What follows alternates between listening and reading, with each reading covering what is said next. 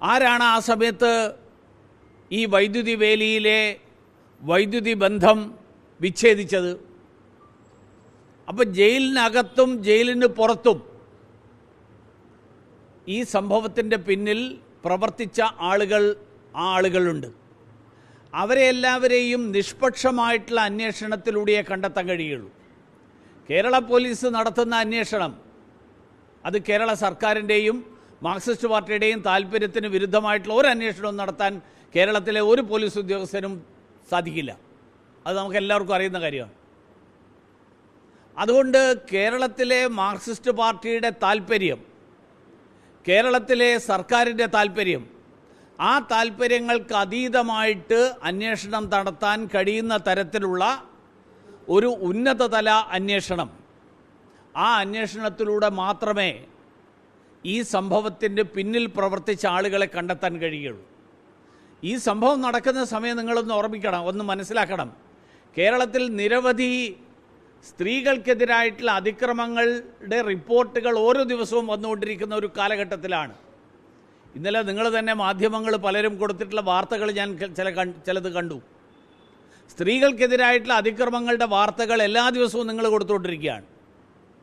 അങ്ങനെയുള്ളൊരു സമയത്ത് ഒരു സ്ത്രീയെ മാനഭംഗപ്പെടുത്തിയതിൻ്റെ പേരിൽ ശിക്ഷ അനുഭവിക്കുന്നത് സുപ്രീം കോടതി പറഞ്ഞിരിക്കുന്നത് മാനഭംഗപ്പെടുത്തിയതിൻ്റെ പേരിലാണ്. കൊലപാതകത്തിൻ്റെ പേരിലുള്ള ശിക്ഷയും കൂടി അനുഭവിക്കേണ്ടതായിരുന്നു. പക്ഷേ മാനഭംഗത്തിൻ്റെ പേരിൽ ശിക്ഷ അനുഭവിക്കുന്ന ഒരു പ്രതി, ഒരു ഹാബിച്വൽ ഒഫൻഡർ എന്ന് പറയാവുന്ന, സ്ഥിരം കുറ്റവാളി എന്ന് പറയാവുന്ന തരത്തിലുള്ളൊരു പ്രതി, ആ പ്രതിയെ സൂക്ഷിക്കേണ്ട, ആ പ്രതിയെ തടങ്കലിൽ വെക്കാൻ ആവശ്യമായിട്ടുള്ള സുരക്ഷാ സംവിധാനങ്ങൾ, ആ സുരക്ഷാ സംവിധാനങ്ങളിൽ വെള്ളം ചേർക്കാൻ എങ്ങനെ ഈ പ്രതിക്ക് സാധിച്ചു? അതിനാരൊക്കെ കൂട്ടുനിന്നു? അതിന് കൂട്ടുനിന്ന ആളുകൾ ആ ജയിലിനകത്ത് കിടക്കുന്ന പ്രതികളുടെ ഇടയിലുണ്ടായിരുന്നോ? ജയിൽ ഉദ്യോഗസ്ഥന്മാരുടെ ഇടയിലുണ്ടായിരുന്നോ? ജയിലിന് പുറത്തു നിന്നുള്ള ആളുകളുണ്ടായിരുന്നോ? ഇങ്ങനെയുള്ള നിരവധി ചോദ്യങ്ങൾ കേരളം ഉത്തരം കിട്ടാൻ വേണ്ടി കാത്തിരിക്കുകയാണ്. അതുകൊണ്ട് സംസ്ഥാന സർക്കാരിന്, മുഖ്യമന്ത്രി മൗനത്തിലാണ്.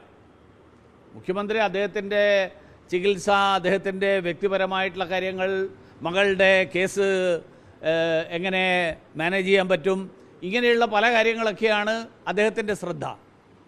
അദ്ദേഹം മൗനം പാലിക്കുന്നത് മതിയാക്കണം.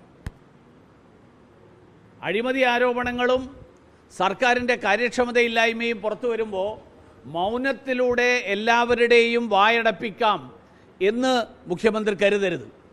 അതുകൊണ്ട് ഈ കാര്യത്തിൽ ജനങ്ങളുടെ മനസ്സിലുള്ള ആശങ്കകൾ, ജനങ്ങളുടെ മനസ്സിലുള്ള സന്ദേഹങ്ങൾ, ആ സന്ദേഹങ്ങൾക്ക് ഉത്തരം കണ്ടെത്താൻ കഴിയുന്ന തരത്തിലുള്ള ഒരു അന്വേഷണം മുഖ്യമന്ത്രിക്ക് ഒന്നും ഒളിച്ചു വെക്കാനില്ലെങ്കിൽ അങ്ങനെ ഒരു അന്വേഷണം നടത്തി സത്യം പുറത്തു കൊണ്ടുവരാനും ഇത്തരത്തിലുള്ള സംഭവങ്ങൾക്ക് പിന്നിൽ പ്രവർത്തിച്ച ആളുകളെ നിയമത്തിൻ്റെ മുന്നിൽ കൊണ്ടുവരാനും ആവശ്യമായിട്ടുള്ള നടപടികൾ കൈക്കൊള്ളണം എന്നാണ് ആവശ്യപ്പെടാൻ.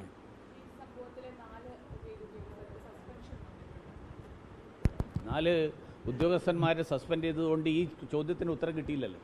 ഞാൻ ഈ പറഞ്ഞ ചോദ്യങ്ങൾ, ആ ചോദ്യങ്ങൾക്കാണ് ഉത്തരം വേണ്ടത്. പിന്നെ അവിടെയുള്ള 4 ഉദ്യോഗസ്ഥന്മാർ മാത്രമല്ല, അതിൻ്റെ മുകളിലുള്ള ആൾക്കാർ എന്ത് ചെയ്യായിരുന്നു? അവർക്കൊന്നും ഇതിൽ ഉത്തരവാദിത്വമില്ലേ?